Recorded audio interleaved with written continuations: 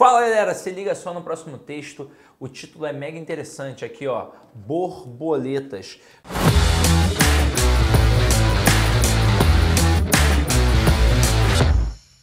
Num primeiro momento, o que a gente pensa? A gente pensa na borboletinha voando, bonitinha, que já foi uma lagarta feia, assustadora e agora é uma borboleta. Pensa em processo de transformação, por exemplo.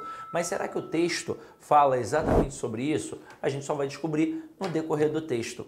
Então ele diz assim, ó, quando depositamos muita confiança ou expectativas em alguém, aliás, em uma pessoa, o risco de se decepcionar é grande.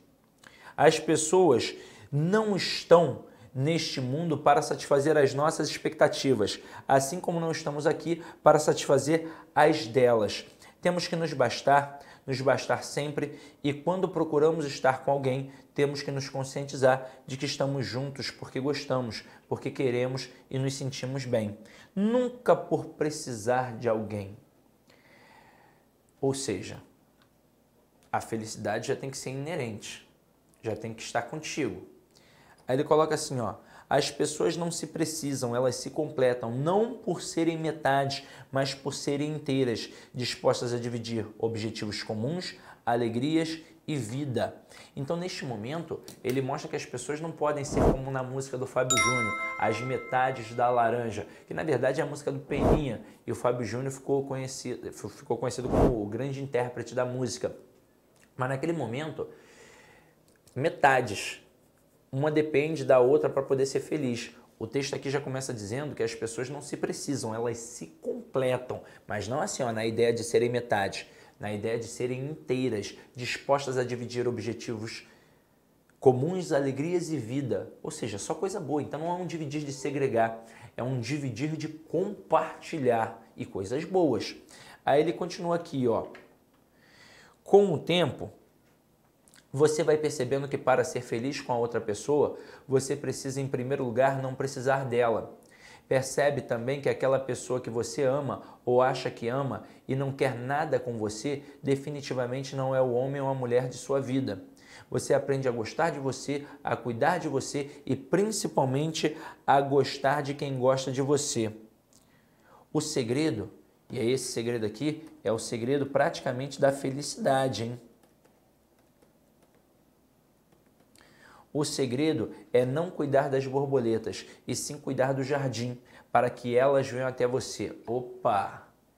Não é borboleta o animalzinho, são as pessoas. Olha o que ele diz aqui. O segredo é não cuidar das borboletas, que são as pessoas, e sim cuidar do jardim. O que é o jardim? É o interior, é o âmago. É como você está por dentro, para que elas venham até você. Elas quem? As borboletas. Neste momento, o que o cara faz? Ele mostra que a gente não precisa agradar o outro o tempo todo. A gente precisa cuidar do nosso interior, do nosso jardim. Basicamente, porque se eu não estiver bem, eu vou mostrar na aparência que não estou bem. Se eu não estou bem no meu íntimo, eu fico ranzinza, desagradável, não abre um sorriso, a energia fica negativa, consequentemente as pessoas se afastam. Essa é a ideia do texto. Agora, se eu estou bem comigo mesmo, aí eu já fico de alto astral, já fico bem, já abro um sorrisão, trato todo mundo bem, bem-humorado, e por mais que você não seja esteticamente um deus grego, você vai acabar atraindo as pessoas pelo teu jeito, porque você vai exalar de repente uma simpatia e um charme que são inerentes a você, mas que se você tivesse ranzinza de ovo virado, você iria repelir as pessoas. Então, basicamente, esse é o segredo. Eu não preciso ficar tentando agradar o outro. Se eu estiver bem comigo mesmo, eu vou acabar atraindo outras pessoas. Aí ele diz assim, no final das contas, você vai achar não quem você estava procurando, mas quem estava procurando por você. Então, aqui não é você ficar procurando a pessoa que não te dá nem ideia. Você vai acabar procurando uma pessoa que está interessada em você. E isso é que é o bacana aqui do texto. Parece um texto de autoajuda, né? Eu não sei quem é o autor, não, mas muito bacana. Aí, logo em seguida, ele coloca assim, ó, uma questão. Segundo o texto, a relação afetiva deve caracterizar-se fundamentalmente pela ou pelo. Ele diz aqui, busca, carência, compartilhamento, indiferença e insistência. Isso está no texto que eu mencionei, quando ele diz aqui, ó, as pessoas não se precisam, elas se completam, não por serem metades, mas por serem inteiras, dispostas a dividir objetivos comuns, alegrias e vida. Nesse momento, a gente vai perceber que a ideia do compartilhamento, ou seja, a relação afetiva não deve se caracterizar na busca, na carência, na indiferença, na insistência. Muito pelo contrário, deve se caracterizar no compartilhamento de coisas boas, dispostas a dividir objetivos comuns, alegrias e vida. Então, matamos essa. Depois, segundo as ideias do texto, projetar no outro nossas ansiedades torna-nos. Então vamos lá. Basicamente, o texto diz isso, que nós temos que ser pessoas inteiras. Aqui eu tenho um inteiro, aqui eu tenho um inteiro. Esse aqui não precisa desse aqui e vice-versa. Então, se são duas pessoas completas, se a felicidade já está na palma da mão delas, significa que elas serão felizes juntas ou sozinhas. Aí tem a tal da expressão a metade das laranjas. Eu não desenho muito bem não, tá, galera? Mas vou tentar fazer isso. As metades. Aqui, ó, são metades. Metade. Então, neste momento aqui, olha o que vai acontecer. Essas duas pessoas que são metades, elas são felizes como as que são inteiras? Não, elas só são felizes, ó, juntas. Só são felizes juntas. Isso significa que na hora que elas se separarem, vai dar algum caô. Elas vão ficar tristes. Então, a felicidade é perigosa aqui. E da mesma forma, se eu pegasse uma pessoa que é metade e misturasse com uma pessoa que é inteira, das duas, uma, se isso acontecesse.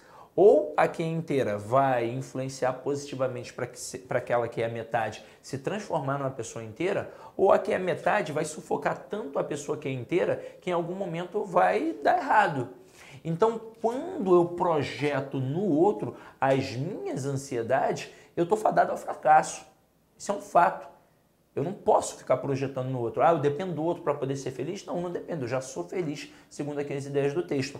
Então, com isso, o gabarito dessa questão vai ser letra B de bola. Vulneráveis a possíveis insucessos. Com isso, gabarito letra B de bola. Próxima questão. Segundo as ideias do texto, a felicidade de duas pessoas marca-se pela ou pela. Galera, aqui, ó. A felicidade de duas pessoas. O que eu tenho que ter para ser feliz? Primeiro, não precisar do outro. A ideia do texto fala claramente sobre isso. Ó. Ele diz aqui, ó, temos que nos bastar sempre. E quando procuramos estar com alguém, temos que nos conscientizar de que estamos juntos porque gostamos, porque queremos e nos sentimos bem. Nunca por precisar de alguém. Então, na verdade, a primeira coisa que a pessoa tem que ter para ser feliz é não precisar do outro. Ó. Ele diz aqui, ó, com o tempo, você vai percebendo que para ser feliz com a outra pessoa, você precisa, em primeiro lugar, não precisar dela. Então, ó, se eu preciso do outro para ser feliz, caramba, fica complicado, eu vou sufocar essa pessoa. Agora, se eu não preciso do outro para ser feliz, aí a tendência de dar certo é muito grande. Então, aqui, com isso, o gabarito da questão 6 vai ser a letra D, B de bola. Desnecessidade existente em ambas. Vamos para um próximo texto. Elas vão puxar os salários para baixo. Empresa, ó, calma, ó, já de cara, elas. Quem é o elas? Eu não sei. Eu só sei que é um elemento feminino plural, mas eu não sei quem é. Isso está no título. E elas vão puxar os salários para baixo. Quais salários? Salários de quem? Salários de todo mundo? Vamos descobrir isso no decorrer do texto. Aí ele começa aqui num subtítulo assim: empresas vão sair no lucro e as mulheres terão benefícios, mas os homens jovens precisam se preocupar. Então, neste momento, ele apresenta aqui empresas, mulheres e homens. 3 esferas diferentes. Quem a gente já pode eliminar se a minha busca é pelo elas do título? Eu já posso eliminar homens. Então eu fico aí na dúvida entre empresas e mulheres. Ou serão as empresas que vão puxar os salários para baixo, ou serão as mulheres que vão puxar os salários para baixo. Mas só no decorrer do texto para poder descobrir. Olha como é que ele começa o próximo período aqui. Ele começa com um porquê separado e sem acento. Esse porquê separado e sem acento só pode ser o famoso porquê da pergunta. Então a minha leitura já pode ser na ênfase da pergunta. Então vamos lá, ó. Por que as mulheres não têm as mesmas oportunidades que os homens no mercado de trabalho? Aí ele faz uma pergunta e logo em seguida ele responde, elas têm. Detalhe, bem bacana, quando a gente trabalha um texto dissertativo, e esse texto é notoriamente dissertativo porque ele vai defender um ponto de vista, a gente pode fazer perguntas. A gente pode fazer perguntas, e se for na tua produção textual, pode fazer pergunta em quase todos os lugares. Só não pode fazer na conclusão, porque você não pode dialogar com o avaliador. Só que num texto dissertativo, quando você faz pergunta, você responde e de preferência logo em seguida. E ele faz isso aqui. Ele diz na pergunta, por que as mulheres não têm as mesmas oportunidades que os homens no mercado de trabalho? Elas têm. Ele responde, ó. Só que ele vai dar uma complementação ali, ó. Apenas ganham menos que os homens. Ainda. Essa palavra ainda é de suma importância, porque ela é um advérbio com valor temporal. E ele mostra que elas ainda ganham menos que os homens, mas isso é uma sugestão, uma possibilidade de que logo logo elas vão ganhar o mesmo ou talvez até mais. Só que não é uma afirmação. Detalhe, esse ainda não constitui um período, pois para constituir um período, obrigatoriamente tem que ter um verbo. Então ali tudo bem, tem um ponto, mas como é só uma estrutura nominal, eu tenho ali apenas uma frase nominal, mas não período. Frase nominal, beleza, porque permite, de acordo com o contexto, entender a estrutura. Agora, período não é não. E aí, para você entender que foi uma sugestão e não uma afirmação de que as mulheres vão ganhar o mesmo ou mais, imagina a seguinte situação. Eu chego à porta do curso Focus. Aí lá está o professor Johnny Zini, conversando com a bela morena de olhos azuis. Aí, na hora, eu só dou um bom dia e passo. E aí, quando o Johnny sobe, eu pergunto assim pro Johnny, e aí, Johnny? Pô, quem é aquela morena? O homem vai falar, tá pegando? Aí ele tem algumas respostas para me dar. Primeira, não, que é isso, Sidney, não tô pegando não, é minha irmã. Aí, ó, eu já consigo entender que ele não pega e consigo perceber que ela está, pelo menos, disponível. Segunda resposta, e minha esposa, tô há 10 anos com ela. Então, já respondeu que sim. Ó, sim, minha esposa, pego há 10 anos. Fico há 10 anos, namoro há 10 anos, vocês que vão escolher como é que vocês falam.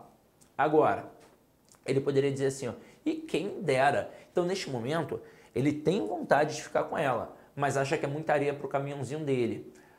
Talvez nunca tente, ou já tentou e já levou o toco. Agora, a quarta resposta, ele manda, ainda não. Neste momento, ele me mostra que ele já está tentando, que ele já começou o chaveco ali e que tem confiança no taco dele, que muito provavelmente vai conseguir. Agora, quando ele diz ainda não significa que ele vai pegar com certeza. Isso na cabeça dele ele vai pegar com certeza, mas isso não é a verdade, porque de repente ela não está nem dando mole para ele, ela só está sendo simpática, ele está confundindo. E ele vai tentar, crente que vai conseguir e de repente não consegue. Então é uma possibilidade, é uma sugestão. Aí voltando aqui, ó, os salários femininos estão 35% abaixo da média dos masculinos para funções equivalentes. Mas não é um fenômeno brasileiro. Na Alemanha e na Inglaterra, a disparidade salarial chega aos 25%. Aí eu pergunto, por que ele utilizou a Alemanha e a Inglaterra como exemplo aqui? Porque são países de primeiro mundo, são grandes potências econômicas. Então ele quer mostrar que não é um fenômeno brasileiro. Para isso ele usa como exemplo a Alemanha e a Inglaterra. Então se isso acontece, inclusive na Alemanha e na Inglaterra, significa que acontece no mundo inteiro, é um fenômeno global, é um fenômeno mundial. Aí logo em seguida, ele coloca assim, a situação muda quando avaliamos não dados estatísticos, mas a evolução da situação. Em 1970, e aqui ó, ele faz uma marca temporal. E aí entenda isso, entenda a malícia da produção textual. Se fosse um texto narrativo, ele apenas estaria te situando no tempo, para mostrar o que aconteceu em 1970. Como é um texto dissertativo, obrigatoriamente ele vai ter que traçar um parâmetro de comparação. Ele vai mostrar o que acontecia em 1970, de acordo com a ótica do texto, e ele vai ter que mostrar como acontece hoje, porque senão vai perder o propósito. Porque num texto dissertativo o camarada vai mostrar, já que ele está tentando mostrar aqui a inserção da mulher no mercado de trabalho, como é que era em 1970 e não vai mostrar como é que é hoje. Não tem como, ele tem que fazer isso. Então aqui, ó, em 1970, só 18% das brasileiras estavam no mercado de trabalho. Hoje, esse número está perto de 50% e bate os 55% na Grande São Paulo. Logo em seguida, ele coloca assim, ó, nas faculdades. Ele faz uma alusão espacial, mostra um local específico, que são as faculdades. E ele diz assim, nas faculdades há mais mulheres matriculadas que homens.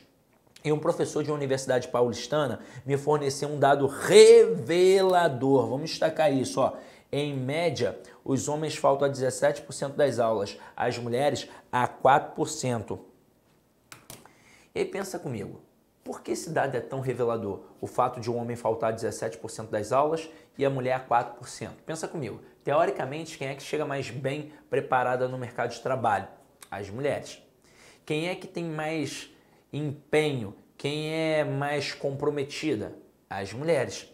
Agora, cabe salientar que ele falou de um momento específico, mas vamos lá. Imagina, tem um homem e uma mulher disputando uma vaga. Aí eu sou o empregador, eu vou contratar. Só que os dois estão no mesmo patamar. E para mim é irrelevante o fato de serem ali de sexos opostos. Irrelevante. Aí, pô, os dois no mesmo nível eu tenho que fazer uma escolha. Gostei dos dois da mesma forma. Ah, então vou olhar o histórico acadêmico. E o homem faltou a 17% das aulas, a mulher faltou só a 4%. Quem eu vou contratar? A mulher. Porque eu sei que ela está mais propensa a não faltar, a cumprir com os horários, a cumprir com as cobranças, a ser mais empenhada, e aí acabo contratando. Mas existe também a questão da inferência do nosso conhecimento de mundo, e eu posso ir por essa ótica também. E pensar assim, ó, na época da faculdade ele tinha esse comportamento, não significa que vai ter hoje. Porque na época da faculdade, pensa comigo, quem é que faz faculdade? É a criança, é o jovem, é o adulto ou é o idoso? É o jovem. Ah, mas meu vizinho tem 64 anos e começou a fazer a faculdade agora. Ele é uma exceção, não é a regra. Então, em via de regra, nós temos jovens de 18 a 24 anos. É isso. E aí, vamos traçar esse parâmetro. Um homem de 18 anos e uma mulher de 18 anos, quem é infinitamente mais madura? A mulher. Chopada dia de sexta-feira. Chopada 3 horas da tarde, mas tem aula a partir das 7h30 da manhã. A maioria dos homens, eu não estou dizendo todos, é claro que vai ter homem que vai fazer tudo certinho ali, mas a maioria dos homens não vai para a aula às 7h30. O cara vai pensar, pô, vou acordar às 5 horas da manhã, na chopada vou estar cansadão, não vou nem aproveitar. Então nesse dia ele mata a aula. Só que ele também não vai chegar às 3 da tarde, ele vai chegar por volta das 11, por volta das 12 horas. Para quê? Para começar o serviço, é o network, né? Ele vai ali se mostrar, coisa e tal, vai tomar uma cervejinha, vai ficar calibrado para na hora da festa dar ideia em todo mundo, até na diretora se for possível. Agora, a mulher, tem mulher que vai fazer a mesma coisa que estes homens? Tem, mas a maioria é comprometida. Faz primeiro as obrigações para depois curtir os benefícios. Então ela vai chegar sim para a aula de 7h30, vai participar de todas as aulas e quando der o horário da chopada, aí ela vai. Mas depois de ter participado de todas as aulas, inclusive se a chopada começar às 3 da tarde e ela tiver uma aula às 3, ela não vai estar lá 3 horas da tarde na chopada, ela vai participar da aula e quando acabar a aula ela vai para a chopada. Agora, cabe ao empreendedor se ele vai avaliar sim. Ah, se ele tinha esse comportamento quando era jovem, vai ter esse comportamento agora também do mesmo jeito. Ou então se ele vai pensar, opa, na época em que o cara era jovem, ele se comportava desse jeito, agora não, agora está mais maduro. E aí ele pode ir por outro caminho. Agora continuando aqui, ó, algo me diz que aos poucos As mulheres ocuparão cargos mais altos e os salários vão se igualar, embora não do jeito que gostaríamos. Ou seja, não vai ganhar o mesmo que o homem. Vamos ver o que vai acontecer. Como elas serão maioria no mercado de trabalho e continuarão aceitando salários menores, elas quem? As mulheres puxarão para baixo os salários masculinos de admissão. Opa! Descobri quem é o elas do título. São as mulheres e não as empresas. Agora, elas também não vão puxar quaisquer salários. Elas vão puxar os salários masculinos de admissão. Então não dá para puxar para baixo o salário do cara que já está lá dentro trabalhando. Isso seria anticonstitucional. A não ser que tenha uma conversa com a categoria, mas a priori não dá. Então eles vão baixar o quê? Os salários de admissão. Aí em seguida, olha o que o texto fala. Isso que, de puxar o salário masculino para baixo, será bom para as empresas, porque o custo da mão de obra cairá. Será relativamente bom para as mulheres, porque o salário delas subirá. Ao contrário do que a situação presente parece mostrar, os jovens do sexo masculino é que deveriam estar mais preocupados. E eu te pergunto, quem é que se deu bem com essa história toda? Se você respondeu às mulheres, você errou. Na verdade, eu tenho 3 pontos de vista aí. 3 referências. As empresas, as mulheres e os homens. O texto diz que a disparidade salarial chega aos 35%. Então vamos pegar um salário gordo, um salário de 10 mil reais, por exemplo, para um cargo de gerência, de chefia, numa grande empresa, sei lá, na Coca-Cola, um cargo de gerência na Coca-Cola. Bota aí 10 mil. Deve ser até mais, mas bota aí 10 mil. 10 mil para quem? 10 mil para o homem. E se a disparidade salarial chega aos 35%, para a mesma função, a mulher vai ganhar 6.500. Aí tem gente que fala assim, eu não acredito, pô, que a mulher ganha menos que o homem. Não vai ganhar em funções menores na escala dos empregos, na relação social. Então, por exemplo, ganha salário mínimo. Porra, se os dois ganham salário mínimo, não tem como eu pagar mais para o homem e menos para a mulher. Agora, quanto mais altos os cargos, menor é o salário da mulher. Então, aqui, pensa comigo, os caras, os donos das empresas, começaram a reparar que a mulher chegava mais bem preparada no mercado de trabalho e que era a maioria. Então, eles pensaram, pô, eu vou continuar pagando 10 mil para esse homem que chega menos preparado e pagando 6.500 para a mulher? Não, vamos fazer o seguinte, vamos dar uma modificada. Vamos colocar aqui 7 mil. Então, diminuiu o salário masculino de admissão. Isso foi bom para a empresa? Absurdamente. Diminuiu drasticamente o custo com a mão de obra. Diminuiu muito. Então, isso foi bom para as empresas. O texto diz, isso será bom para as empresas, porque o custo da mão de obra cairá. Mas logo em seguida ele diz assim, será relativamente bom para as mulheres, porque o salário delas subirá. Mas por que relativamente bom? Porque elas não vão ganhar o que elas queriam. Seria o quê? Os 10 mil. O aumento, de certa forma, foi irrisório. 500 pratas, pensando aqui. Dá para pagar uma conta de luz, uma conta de água? Tá, dependendo da época do ano até dá. Uma bolsa, um vestido, um sapato, dependendo da grife, até dá. Se for na C&A, beleza. Mas se for na Louis Vuitton, numa Prada, aí quem sabe, né? Acho que não. Mas nesse momento, a melhor valorização que ela teve não foi financeira. A melhor valorização que ela teve foi pessoal, porque ela não está mais abaixo do homem. Ela agora está, teoricamente, no mesmo patamar que o homem. E para o homem, a coisa foi ruim. Ele diz aqui, ao contrário do que as pessoas... Aliás, ao contrário do que a situação presente parece mostrar, os jovens do sexo masculino é que deveriam estar mais preocupados. É isso mesmo. Ou o camarada estuda para concurso público ou está ferrado. E aí olha só como é que vem a primeira questão relacionada a esse texto. Ele diz assim, a palavra do texto. Gente, se é a palavra do texto, aqui a gente tem uma questão claramente de compreensão. A palavra do texto que sugere que as mulheres terão no futuro, uma palavra com valor temporal, seus salários equiparados, ou seja, igualados aos dos homens, é sem sombra de dúvidas a palavra ainda. Isso está lá no texto, quando ele diz aqui, no iniciozinho, Porque as mulheres não têm as mesmas oportunidades que os homens no mercado de trabalho? Elas têm, apenas ganham menos que os homens ainda, ou seja, logo logo vão ganhar o mesmo ou mais. Essa questão, ela se tornou muito fácil pela leitura que eu fiz aqui. Mas se você tivesse tentado fazer antes, muito provavelmente você poderia ter até uma dificuldade se não tivesse compreendido legal o texto, porque ele poderia confundir com média, com mercado, com esse tipo de coisa. Mas agora, depois dessa leitura, não tem como errar, não é verdade? Agora, olha a próxima questão aqui, ó. Olha como é que ela começa. Ela começa com aspas. Toda vez que uma questão começa com aspas, significa que é um recorte do texto. E aí você só tem que observar se ele vai falar em relação à predominância ou se ele vai falar especificamente em relação ao recorte. Isso acontece, por exemplo, muito em questões de tipologia textual, que a gente até fez uma bem similar na aula de tipologia textual. Porque é o seguinte, se o cara pega um texto do Machado de Assis, um Dom Casmurro, um Quincas Borba, um Memórias Póstumas de Brás Cubas, e ele pergunta a predominância daquele texto, obviamente vai ser um texto narrativo. Mas se ele recorta um pedaço em que está descrevendo um personagem, já é uma parte descritiva. Se ele recorta um pedaço em que o autor, na verdade o narrador ali no momento, está avaliando a sociedade da época economicamente, politicamente, socialmente, já tem uma parte dissertativa. Agora aqui não fala sobre tipologia textual, mas fala algo bem interessante. Ele diz assim, a situação muda quando avaliamos não dados estatísticos, mas a evolução da situação. Aí ele coloca aqui, ó, no texto, isso é importante. No texto a frase acima se torna incoerente por quê?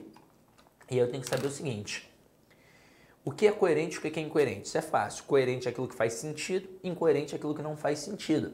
Então eu digo assim, eu não simpatizo com Clara, ela é bonita, ela é quem? Clara. É simpática, quem é simpática? Clara. E sempre me ajuda quando preciso. Quem é que sempre me ajuda quando preciso? Clara. Pô, então esse texto, apesar de coeso, ele é incoerente. Como é que eu posso não gostar de uma pessoa que só tem aspectos positivos? Que é bonita, que é simpática e pior, que sempre me ajuda quando preciso. Isso é incoerente. Vamos descobrir porque esta sentença é incoerente. Lá no texto, ó, ele diz aqui, a situação muda quando avaliamos não dados estatísticos, mas a evolução da situação. Aí olha como é que ele vai mostrar essa evolução da situação. Em 1970, só 18% das brasileiras estavam no mercado de trabalho. Hoje, esse número está perto de 50% e bate 55% na Grande São Paulo. Então preste atenção nessa parte. Ele fala 18%, 50%, 55%. Então antes, só 18%. Agora 50%. E em São Paulo, 55%. Então, caramba, ele usou os dados estatísticos para mostrar a evolução da situação. Então, ele foi incoerente nessa fala. A situação muda quando avaliamos não dados estatísticos, mas a evolução da situação. Como é que ele avaliou a evolução se não com dados estatísticos? Ora, então foi incoerente. Então, obrigatoriamente, para falar de evolução da situação aqui, ele utilizou dados estatísticos. Com isso, olha o que vai acontecer. Na letra A, o autor acaba por não analisar a evolução da situação. Ele avalia. E detalhe, a questão não está perguntando sobre isso, a questão quer saber por que a frase é incoerente. Letra B, a análise da evolução da situação também implica analisar dados estatísticos. Opa, essa sim, ó. Em seguida, ele diz, a análise da evolução da situação revela uma situação extremamente desfavorável para as mulheres. Não, muito pelo contrário. É favorável, mas também não tem nada a ver com o fato de ser incoerente.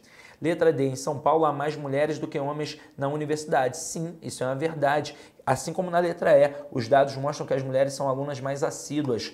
Na letra D e na letra E tem verdades que estão no texto, mas a questão não perguntou algo que fosse verdade em relação ao texto. A questão perguntou porque a frase ali especificamente é incoerente. E o nosso gabarito já foi dado, gabarito letra B de bola.